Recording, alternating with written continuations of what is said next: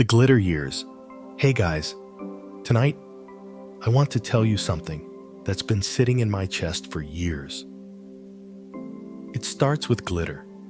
I know that's weird, but for a while, glitter was kind of my trademark.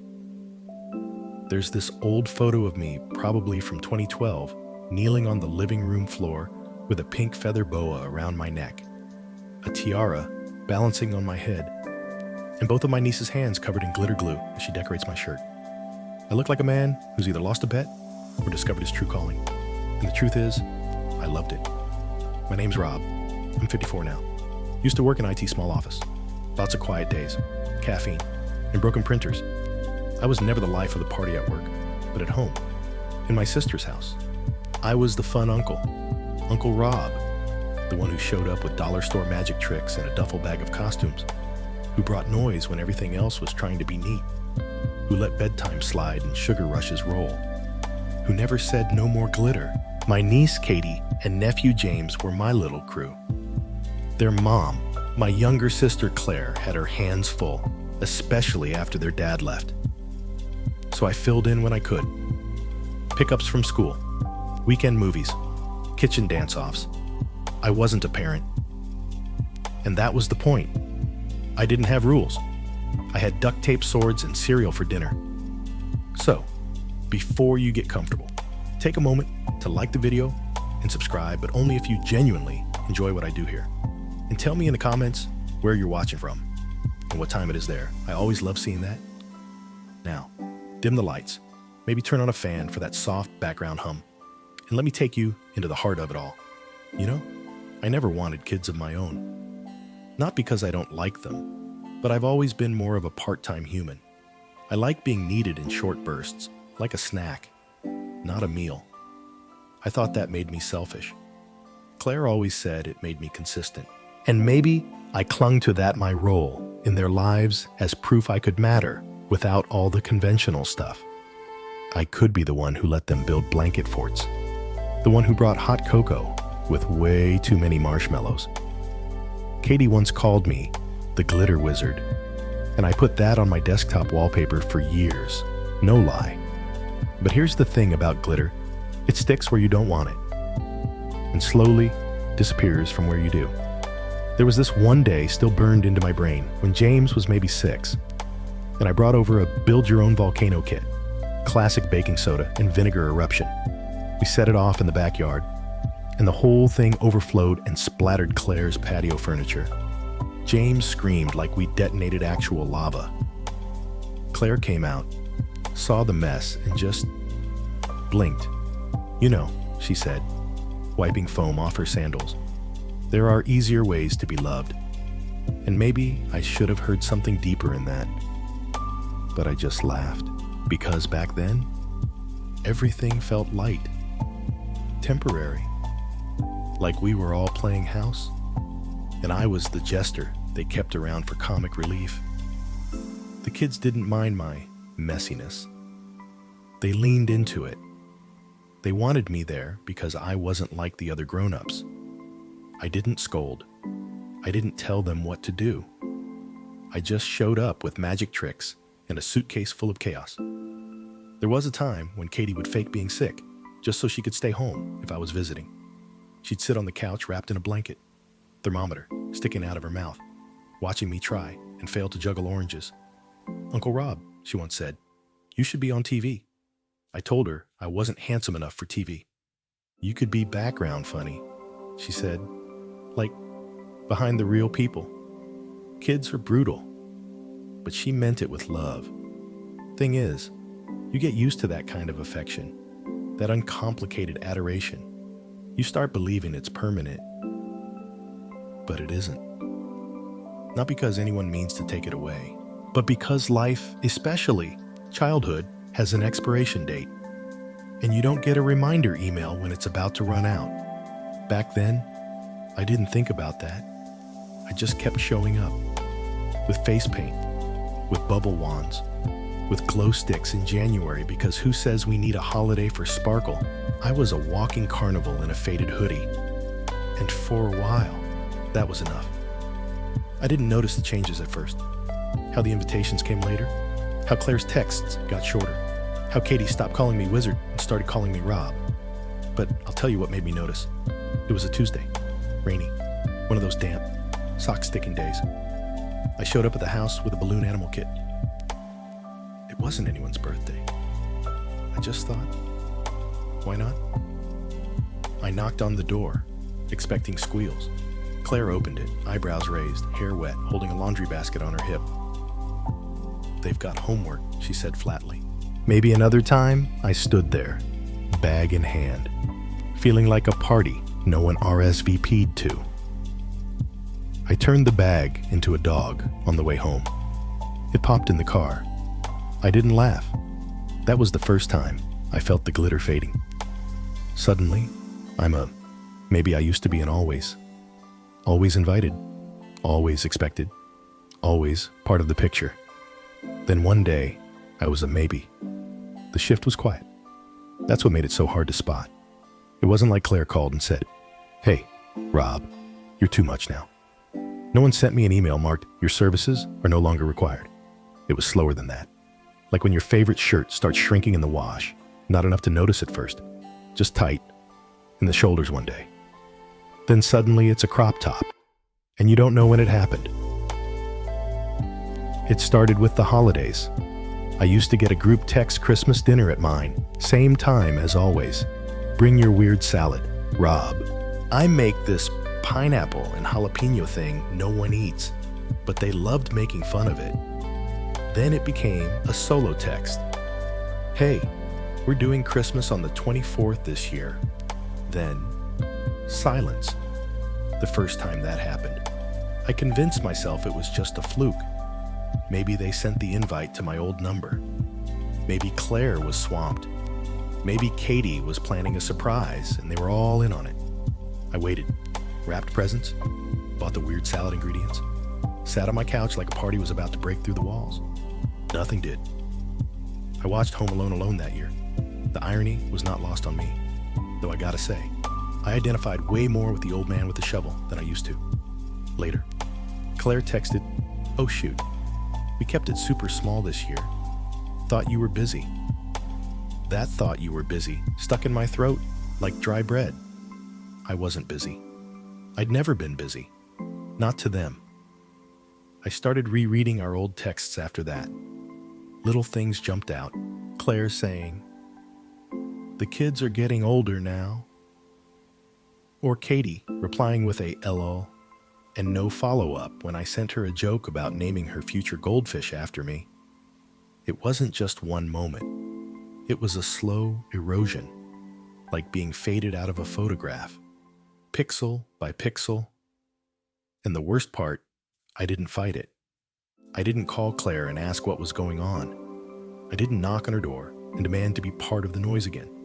I just quietly took the hint. Told myself maybe they needed space. Told myself this was just what happens when kids grow up. But there was something else. To something I didn't like admitting even to myself. Part of me was afraid to know the answer. Afraid that if I asked, "Why am I being left out?" I might get an answer I couldn't unhear. So I settled into being a maybe. Maybe I'd get a text. Maybe not. Maybe James would call me back. Or maybe his phone was just always on silent. Is that still a thing? Or am I officially old for saying that? There's this weird middle ground between being loved and being forgotten. And I lived there for a long time. I still brought gifts. I still sent stupid memes to the group chat, which I'm pretty sure they muted. I still made space in my calendar every weekend just in case someone needed me. No one did. I tried to fill the time, took up crossword puzzles, started learning how to bake, burned 6 loaves of banana bread before realizing I'd been forgetting the baking soda entirely. A true talent. But even those distractions had edges. Like when I made cupcakes and realized halfway through I was imagining Katie frosting them. Or when I'd hear kids laughing in the park and instinctively look for James. It's not that they stopped loving me. It's that they started adjusting to life without me in it. And I just didn't adjust back. A part of me held on to the old script. I kept thinking one day Claire would call and say, "Where have you been? We miss you." And I'd say something funny, like hiding under a pile of glitter. Took me this long to get out. But that call didn't come. So I became the maybe. Maybe they'll remember me next time. Maybe they won't. And I told myself that was okay. But it wasn't. Because when love becomes conditional, dependent on staying relevant or appropriate, or less me, it stops feeling like love.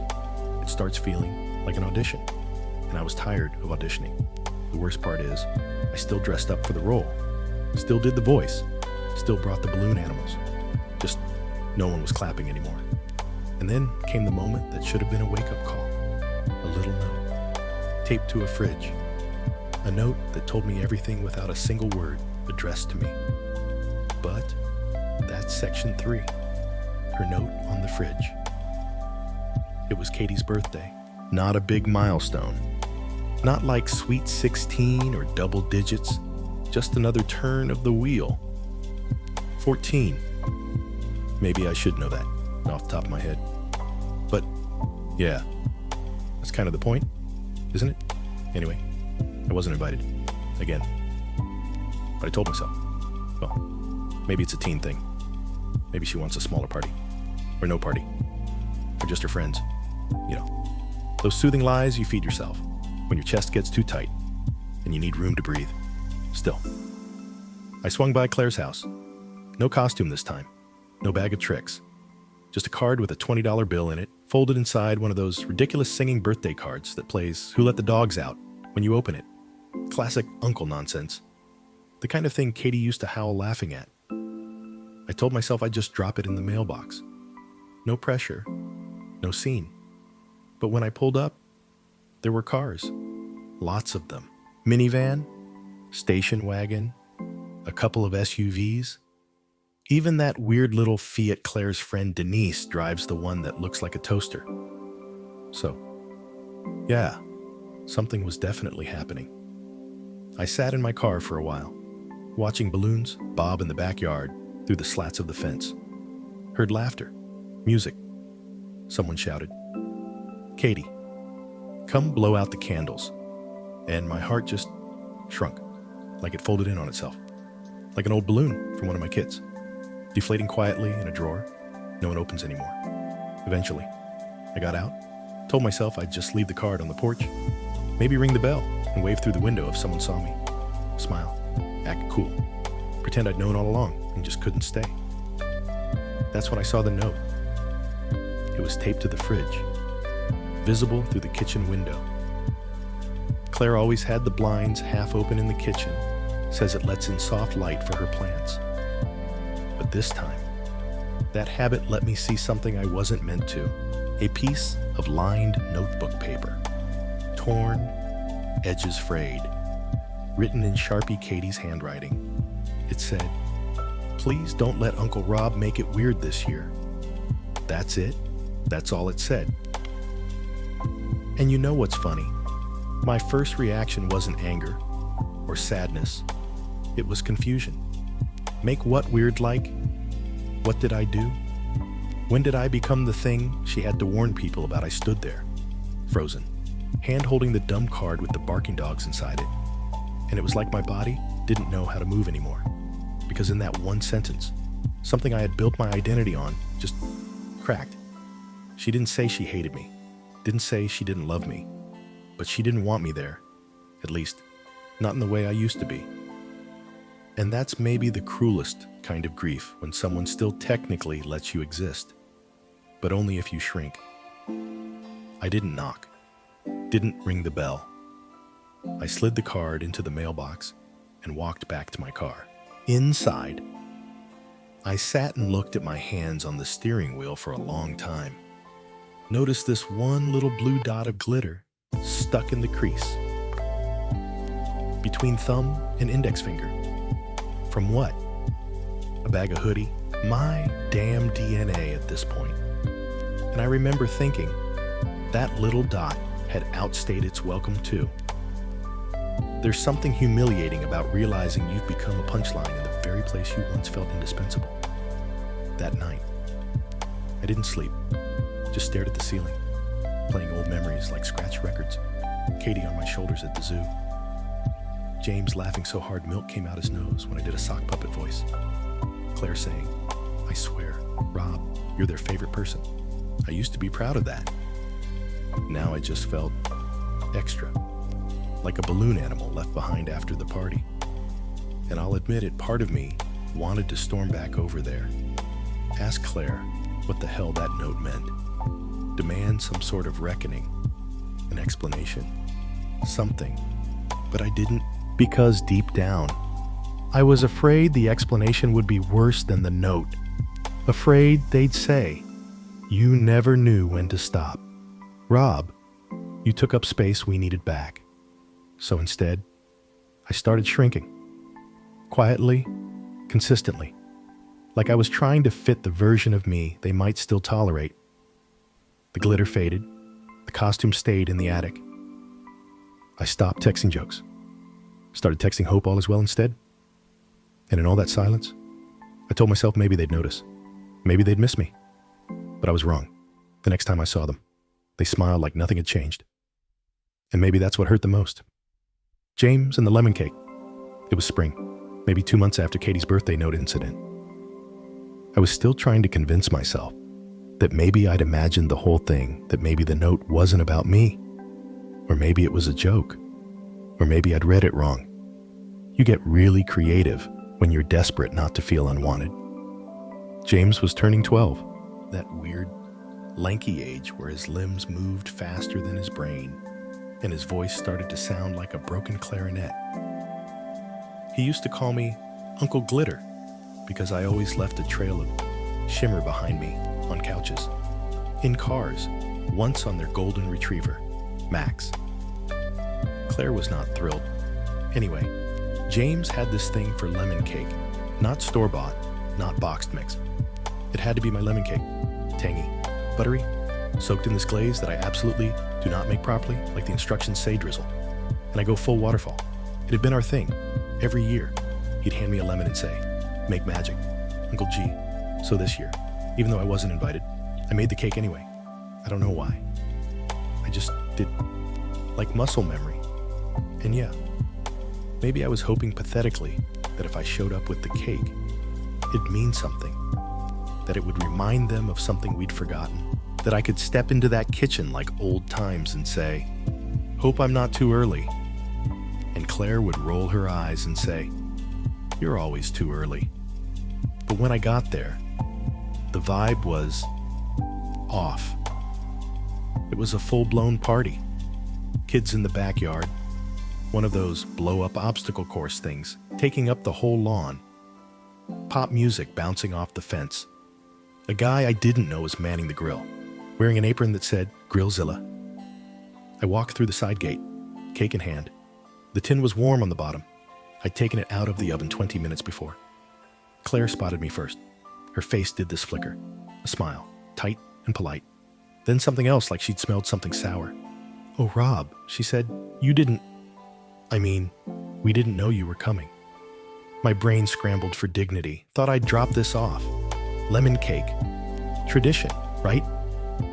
She looked at it like it might explode. Then James literally ran past me. Didn't even see me.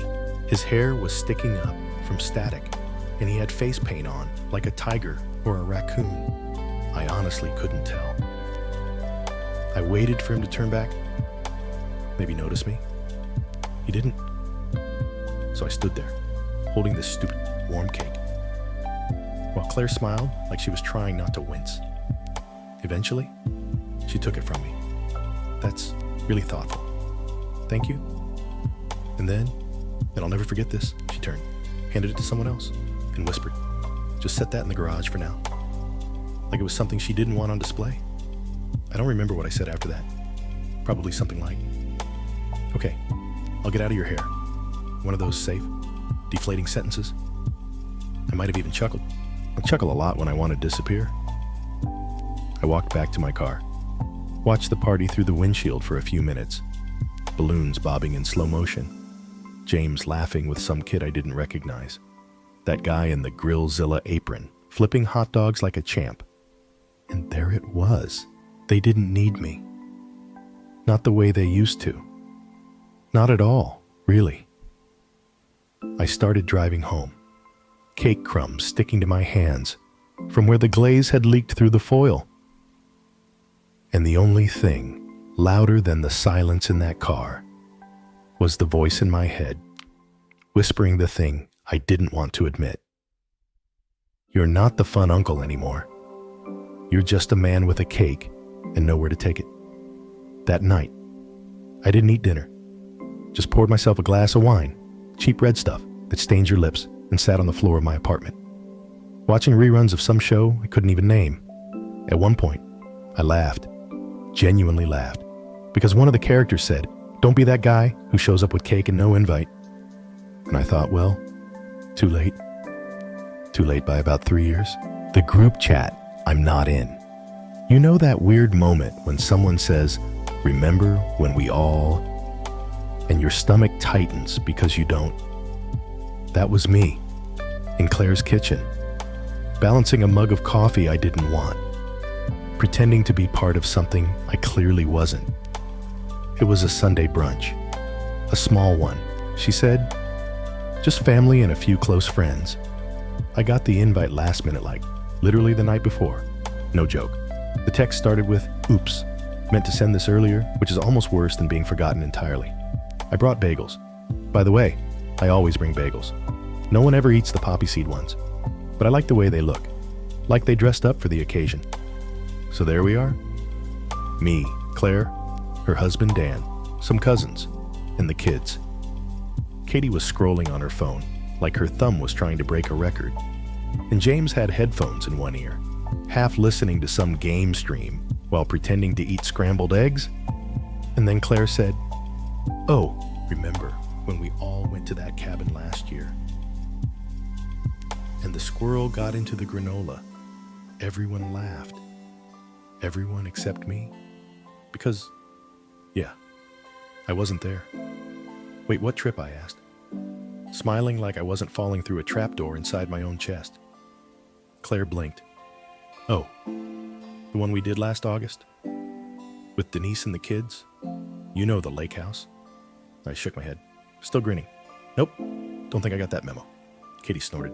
"It was in the group chat." "What group chat?" Claire hesitated, just for a split second, then went back to buttering her toast like nothing happened. "Oh, right, the one with just us. Parents, and Denise, and Sam. Just logistic stuff." And right then, I got it. There's a new us, a version of the family I'm not woven into anymore.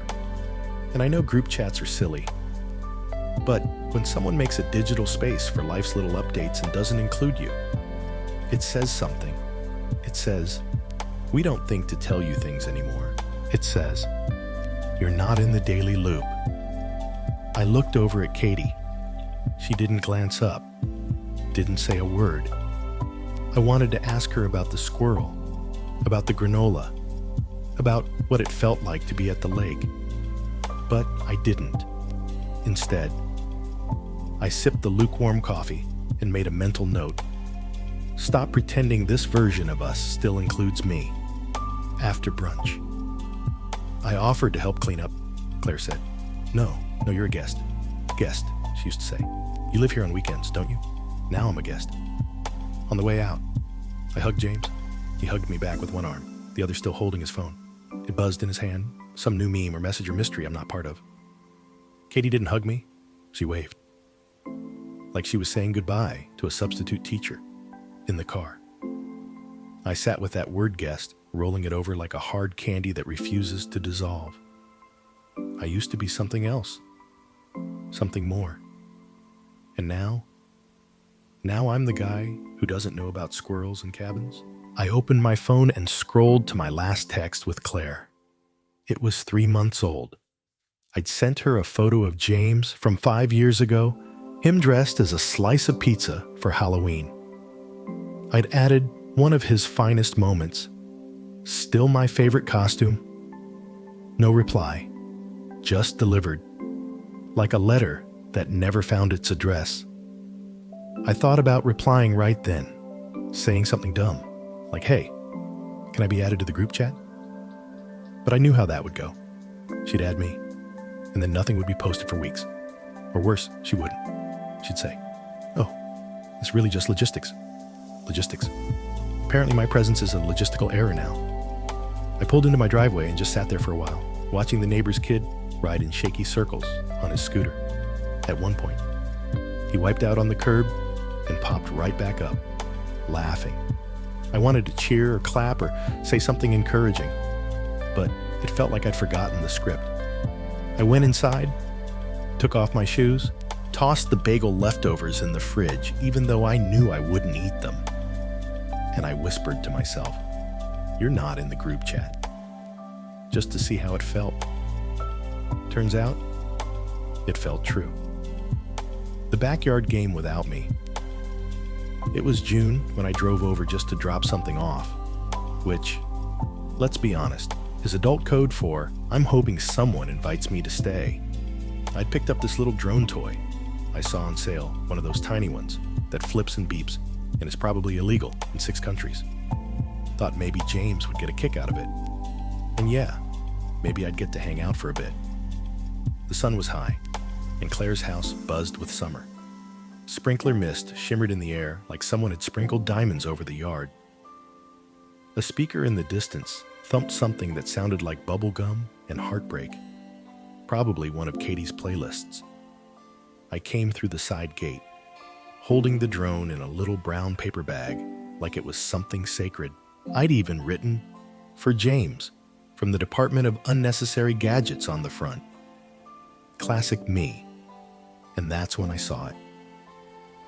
The kids were in the backyard, playing the dragon game. Now, that name probably means nothing to you. But I invented it when James was 6. It involved couch cushions, pool noodles, and a lot of screaming. I'd play the dragon green towel over my head, making terrible growling noises, and they'd sneak up to steal treasure, which, in hindsight, was usually snack food I'd forgotten to put away. It became a thing. They made rules, drew maps. One year, Katie built a scoreboard on a clipboard that said who defeated Uncle G the most. And now, they were playing it. Without me, no towel dragon, no Uncle G, just James roaring like a monster, Katie directing from the patio with a fake walkie-talkie, and 3 other kids I didn't even recognize. I stood there for a minute, frozen in the shade, bag crinkling in my hand. One of the little kids glanced at me just long enough to notice a tall man hovering by the gate, then went back to hunting invisible treasure. Claire eventually spotted me through the kitchen window. She came out, drying her hands on a dish towel. "Oh, Rob, hey, I didn't know you were swinging by. I was in the neighborhood. I lied. Thought James might like this." I held out the bag. She took it like it was full of feathers light, delicate, uncertain what it meant. "Thanks," she said. "That's sweet of you." From the backyard, a shriek of laughter cut through the air. James shouted, "Katie, he stole the emerald cheese again," and that hurt, because I came up with the emerald cheese. Claire didn't invite me to stay. But she didn't tell me to go either. She just said, "They've really been into that game lately." "Yeah," I said. "They're getting good at it." I didn't add, "better without me," but I didn't need to.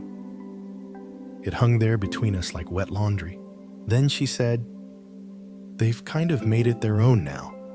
Kind of like I'd been quietly replaced." I nodded. "That's good. Means I taught them well." She smiled, the way people do when they're trying to soften something sharp. I stayed for 5 more minutes, watched from the patio. No one looked my way again.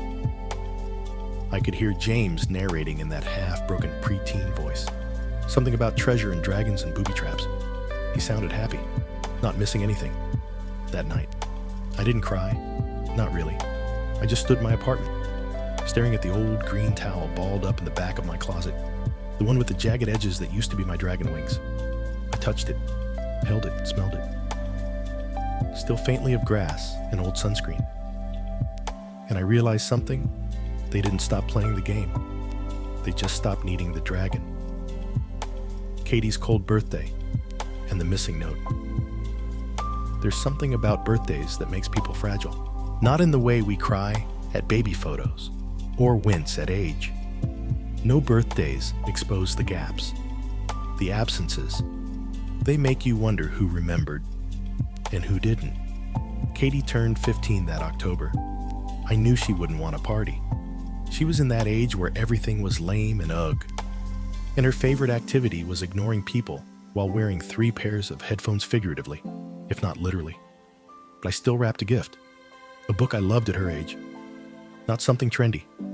Not a makeup palette or phone card or whatever teenagers actually want. Just a story that had stuck with me since I was 17, with a post-it on the first page that said, when you read this, think of me on page 126. That's the kind of uncle I was, annoying, sentimental, and unable to buy anything that didn't come with emotional instructions. I rang the bell. Dan answered. He was wearing socks, no shoes, and holding a spatula.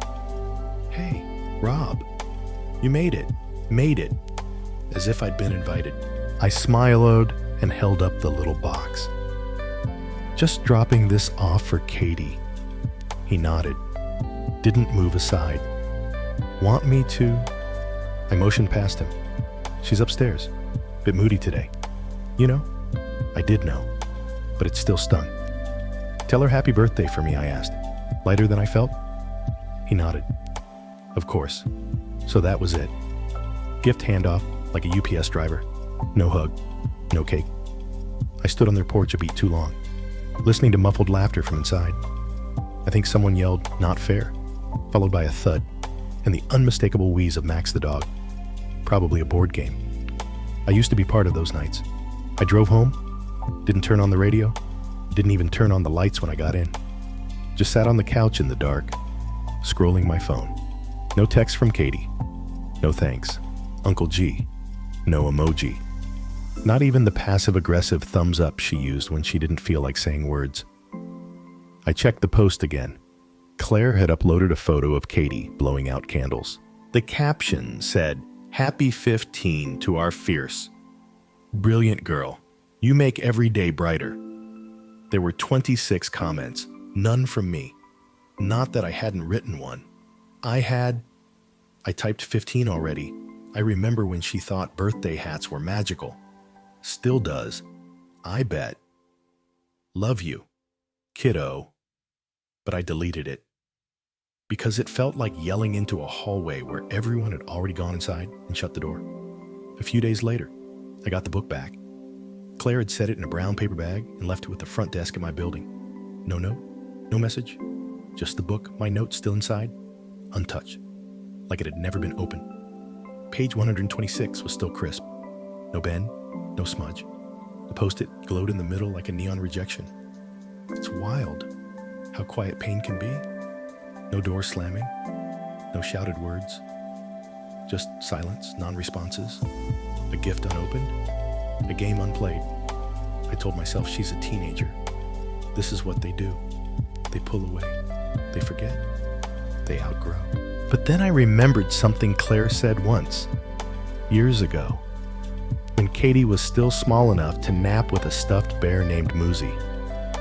She said, the people she loves, she tapes them into her world, tapes them in, back when she was 5.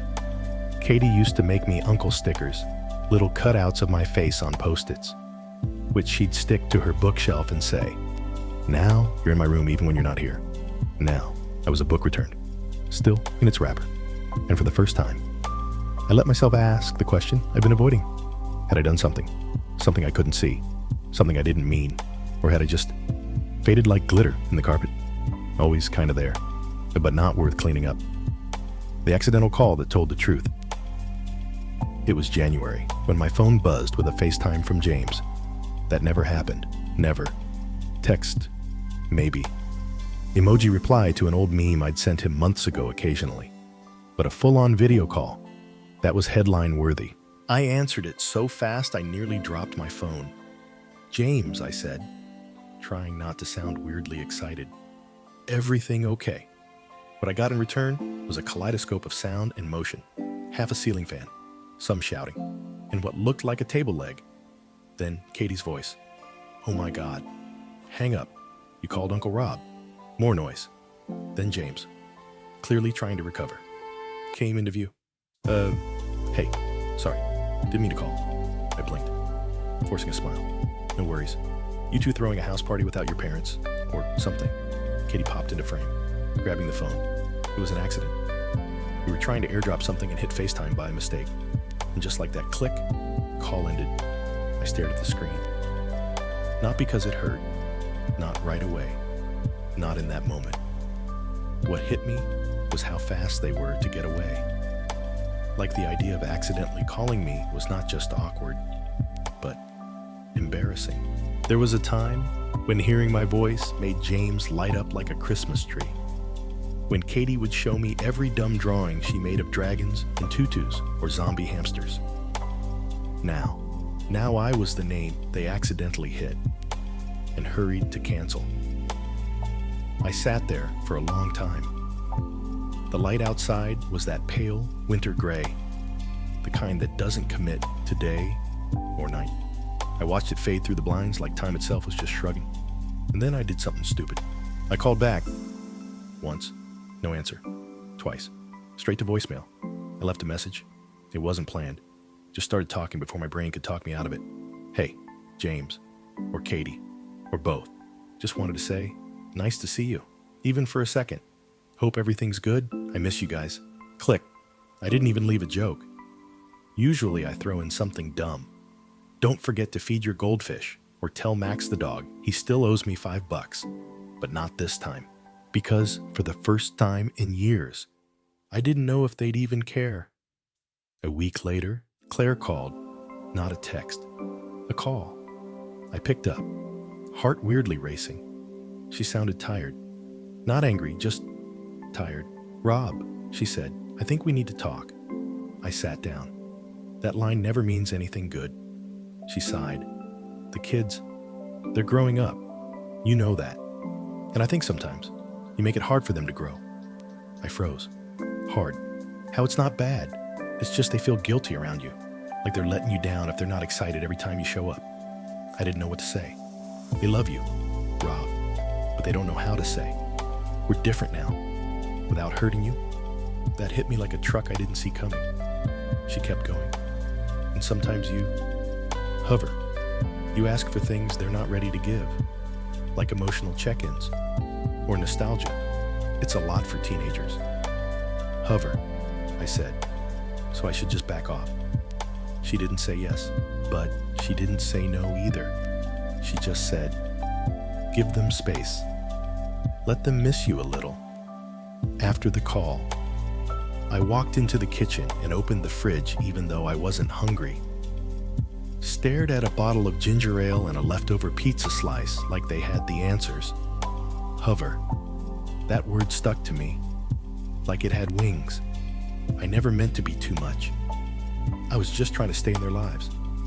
But maybe I've been flying too close, trying to rescue moments that didn't want to be saved. That night, I deleted a draft message I'd been writing to Katie for a week. It said, "Still got page 126 bookmarked. If you ever want to talk." I hovered over send, then I didn't. Because maybe Claire was right. Maybe I needed to give them the room to come find me. If they ever wanted to. Ghost chairs and a quiet decision. The following spring, Claire sent a group text about Easter brunch.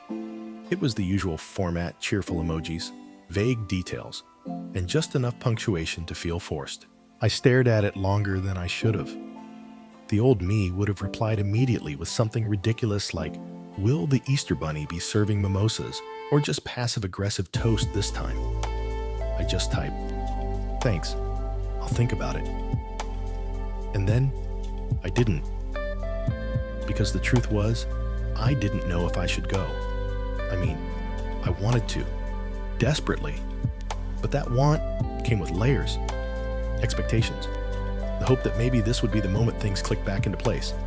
But that kind of hope is exhausting. It's like showing up to a party without knowing if your name's still on the guest list. Still, come Sunday, I dressed anyway, blue button-up, the one that still smelled faintly of cologne and last chance optimism. I told myself I'd just drive by. Maybe leave something on the porch, like some kind of reverse Santa. I brought hot cross buns store-bought, slightly squished, but still warm. I wrapped them in a dish towel with a note tucked inside. Tell James I still hold the speed record for egg toss champion. 2016. I parked across the street and watched. Through the open windows, I saw silhouettes, movement, laughter that came in waves. Someone had brought balloons shaped like carrots. There were 5 chairs on the patio. I counted them 3 times. Just 5. No extras. No ghost chair for me.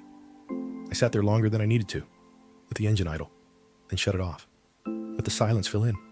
Like waiting for something to erupt, but it didn't. Eventually, I walked up, left the buns on the mat, knocked once, then turned to go. Claire opened the door as I reached the steps. "Rob?" I turned. Surprised, she caught me mid-flee. "I was just dropping these off," I said, and held up my hands like I was unarmed. She glanced at the towel bundle, smiled. "You sure you don't want to stay?" I hesitated. There it was, the open hand, the chance. But also, there was something else. That familiar tug, the whisper in my head that said, "If you go in now, you'll expect something. You'll want it to feel like before." And it wouldn't. I shrugged. Nah, let them have their space. Besides, I'm not dressed festive enough. "No bunny ears." She laughed, soft and knowing. "James asked about you yesterday. By the way," I raised an eyebrow. "Yeah, said he misses beating you at Mario Kart." Which is hilarious, since he never actually did. I grinned despite myself. He got close once. Claire stepped out onto the porch. He's growing into himself. So is Katie. They'll come back around, just not on your timeline. I nodded. "I know." We stood there for a beat too long. Then I said, "Tell them Happy Easter. And tell Max he still owes me $5. She laughed again. "Will do." I walked back to the car, and for the first time in a long time, I didn't feel like I was being chased out. I just felt finished. Not in a tragic way, just peaceful. Sometimes you let go, not because you're giving up, but because you're finally okay with holding things loosely. They'll come back, or they won't. Either way, I'll still be here, quietly rooting for them from the sidelines. Still the fun uncle, even if they're not clapping.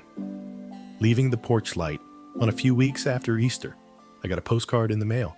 No return address, just my name in all caps and my apartment number. It was from a roadside diner in Arizona, the kind of place with checkerboard floors and waitresses who call everyone sweetie. On the front was a picture of an enormous stack of pancakes with the words, "Get in here," in bold red font. On the back, it said, "You'd hate the syrup here too runny," but the hash brown slap. Jay, that was it. No love, no miss you. No explanation for why James had suddenly decided to send a postcard in the year 2025, like some time-traveling scout leader. But it made me laugh. Out loud. Alone. In my kitchen. And that laugh felt like air after too long underwater. I propped the card up on the fridge, next to the last photo I had of the 3 of us at the zoo. Katie with her flamingo obsession. James making bunny ears behind my head. That evening, I baked cookies. Not because I was expecting them, not because I was planning anything, just because it reminded me of when they were little. When the smell of warm dough meant something good was coming. I packaged them in a tin and labeled it with a sticky note. Warning contains high levels of nostalgia. The next morning, I left the tin on Claire's porch. No knock, no text, just left it there. 2 days later, a message lit up my phone. It was from Katie. "Thanks for the cookies. We fought over the last one. P.S. You were right about page 126. It made me cry. But in a good way. No emojis. No gifs. Just that." I didn't reply right away. I let it sit. Let it warm my chest like a candle I thought had burned out long ago. Pure. I sent her this. The thing about page 126, the ending gets better every time. No reply. And that was fine. Because this time, I wasn't hovering. I wasn't waiting for the door to swing open with a parade and streamers. I was just here. My porch light's always on. My oven's still warm. Mario Kart controller is charged, and the second player seat is waiting. Not for obligation, not for nostalgia, but for whenever they want it. And maybe that's the real job of an uncle, or a parent, or anyone who loves someone who's growing away from them to stay rooted, even when they drift, to keep showing up without barging in, to love, quietly. And when the moment's right, when the knock finally comes to be there, not with a lecture or a guilt trip, but maybe just some cookies and a joke about syrup. It's late now. The apartment hums in that low, sleepy way it does around midnight. The fridge clicks once, then falls quiet. The city outside hushes to a low purr. I sit by the window sometimes, watching the yellow street light flicker through the branches. It makes these shifting patterns on the floor almost like a dance, faint and aimless, but still moving. That's kind of how life feels at this stage. You don't always know where it's heading, but if you're lucky, there's still motion, still light, still a few warm things to hold on to, even when the rest goes cold. I don't know when I'll see Katie and James again. Maybe they'll come over next month. Maybe not for another year. But I do know this, the story didn't end. It just paused, reshaped, softened. We don't get to control how people hold us, only how we hold them in our memory, in our patience, in the space we keep open for them. I keep that space tidy now, with pancakes and postcards, with page 126 and hash browns that apparently slap. It's enough. So, wherever you are tonight, whether you're sitting in a silent room, or scrolling through old photos, or just wondering if that person still thinks of you, leave your porch light on, even if no one's knocking. Especially then. Thanks for listening.